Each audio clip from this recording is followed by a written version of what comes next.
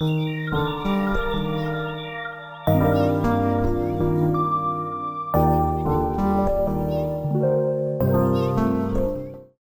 this video, we will be looking at all the shows that I watched in 2024. As the first video back for the year, we're going to be taking a look at everything I watched in 2024 and kind of some statistics surrounding everything. And then at the end, we'll be looking at some of my goals for the upcoming year. So let's get into it. So in 2024, I watched a total of 24 shows. This is less than what I watched last year, which was 31 shows. And every year, my goal is to watch at least 30 shows. So unfortunately, I did not reach that this year. With the 24 shows, I ended up watching a total of 596 episodes. So yes, this is also less from last year, which was 707 episodes, which makes sense. Less shows, watching less amount of episodes I'm probably going to see as well. Okay, let's take a look at how many shows I watched for each month. So January, I watched 1 show. February, I watched 1. March was 2 shows. April was 4. May was 1. June was 2. July was 3. August was 1. September was 3. October was 4. November was 2. And in December, I did not watch any or finish any shows that month. My best months of 2024, or the months I watched the most shows, were April and October with 4. And then my worst month, or the least amount I watched, was December, obviously, since I did not watch any shows that month. That makes sense. Usually during the holiday season, I'm just watching Christmas movies 24/7, and I'm not really watching any shows at all. The show that I watched that had the most episodes was Monk with 184. And the show I watched with the least amount of episodes was North and South with 4. Okay, so now we're going to take a look at the total number of seasons that each show had that I watched.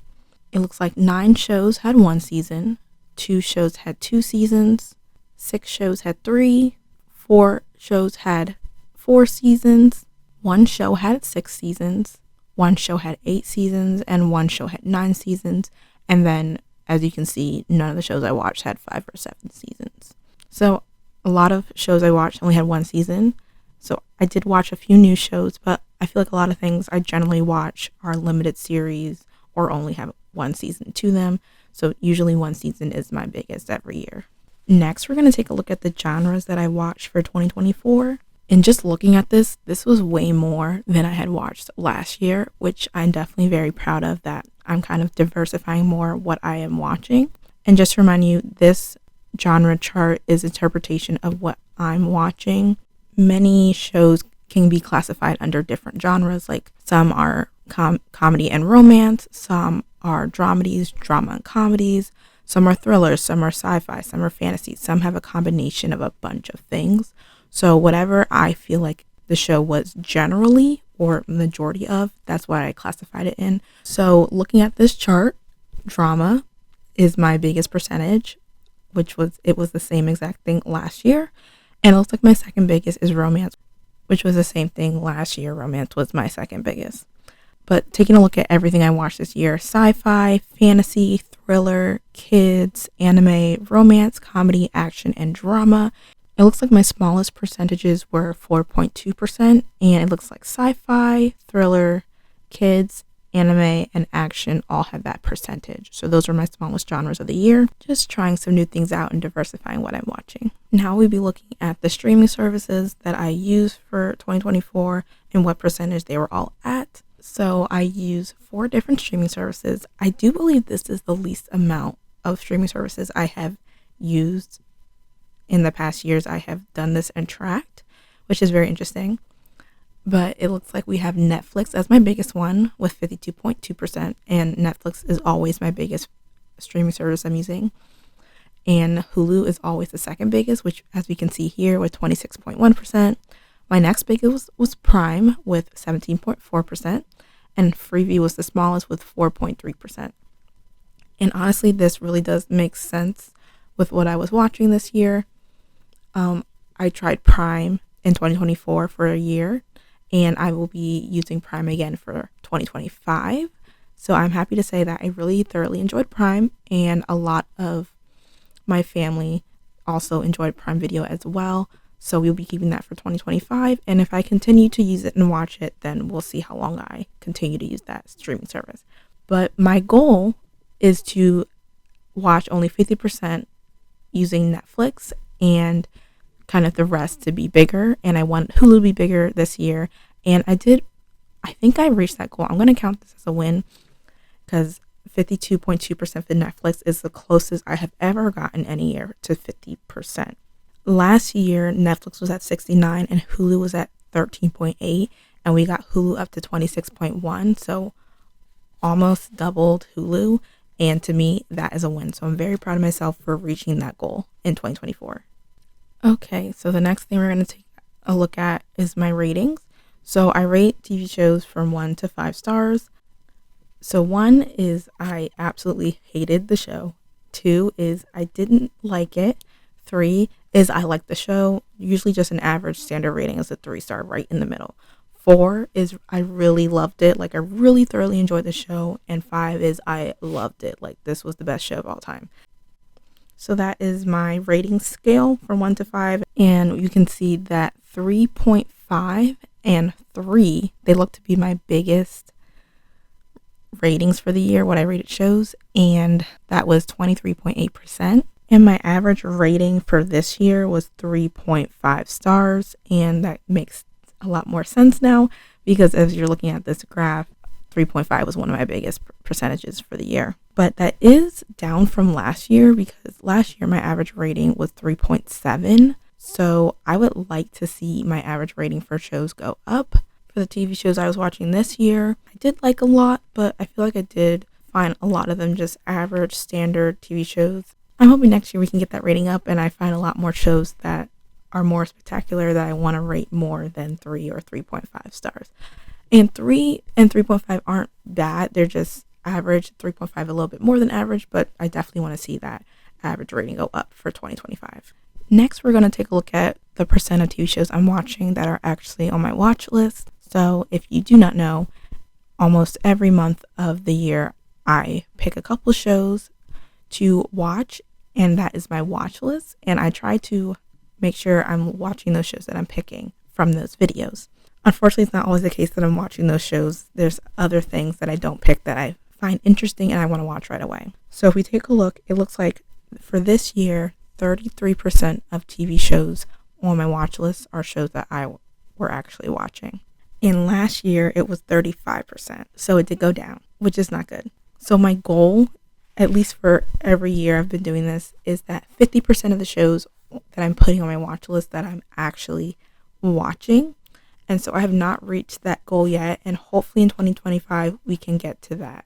Next, let's take a look at the shows that I rewatched this year. And every year I've rewatched shows that I absolutely love. And for this year, I've rewatched 5 total shows. And those were Monk, North and South, My Lady Jane, A Discovery of Witches, and Mad for Each Other. So as you can see, North and South is on here again. And if you have seen these videos of recapping my year, you would have known North and South has been on here before. It's just a show I like to rewatch. So when I'm in the mood, I definitely make sure I rewatch this one.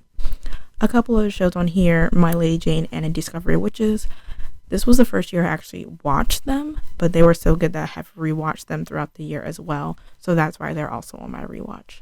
So TV shows that I do rewatch, they are not included in my rating system. I don't rate shows I rewatch. With the exception for My Lady Jane and Discovery of Witches, since for this year it was the first time I watched them, I did rate them for my very first watch. But after I rewatched them, I didn't rate them again because I rewatched them. They were only rated one time for my first initial watch of them, if that makes sense. And one thing I really like to do every year is take a look at what year the shows I'm watching premiered in. I think it's just a cool way to see, am I watching more older shows or something more current? Just really seeing what I've been interested in for the past year. Looking at this, it looks like 2 shows I watched were between the years of 2000 and 2010. 7 shows were between the year of 2011 and 2019. 3 shows were in the year 2020. 5 shows were in the year 2021. 2 shows were in the year 2022. 2 shows were also in the year 2023. And 3 shows premiered in 2024. So this is definitely interesting to see. Typically, I have at least one show that premiered before 2000, and I didn't have any for this year. And my shows for the current year are significantly lower than they were last year. In my previous recap, I watched 11 shows that premiered in the year of 2023, and that is a lot more than I did this year.